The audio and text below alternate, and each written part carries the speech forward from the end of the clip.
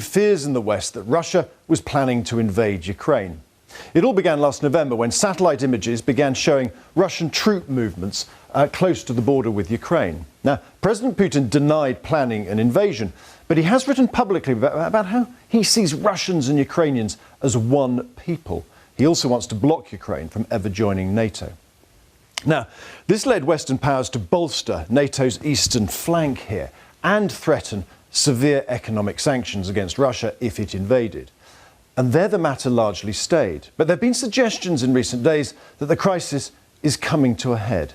Here's the Prime Minister. This is probably the most dangerous moment, I would say, in the course of the next few days, in what is the biggest security crisis that Europe has faced for decades. So why is he saying that? Well, primarily because Russian troop numbers have continued to rise. For some time, it was estimated there were about 100,000 troops around Ukraine's borders. With newer units arriving now, that estimate has risen to 130,000. Russia has also been moving thousands of troops into Belarus here to the north for what it says are military exercises. Exercises taking place just a few hundred miles from the capital city of Ukraine, Kiev. The US also says it has intelligence suggesting military action is likely, including the way Russia is configuring its forces and planning false pretexts for invasion. The truth is that no one really knows what Vladimir Putin intends. But on Friday, the White House issued a stark warning. We are in the window when an invasion could begin at any time, should Vladimir Putin decide to order it.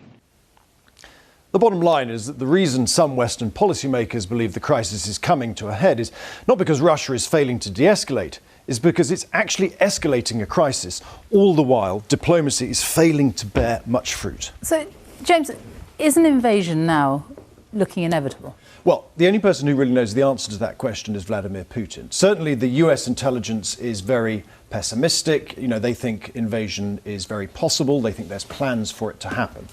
But nobody at the moment is saying it's inevitable. I'll point to a couple of things. One is, one of the reasons why the US is being so open about its assessment is to actually get it all out there, to almost deter an attack by calling out President Putin and say, look, we know what you're doing, so that if there is any false pretext for a conflict, the US have anticipated it.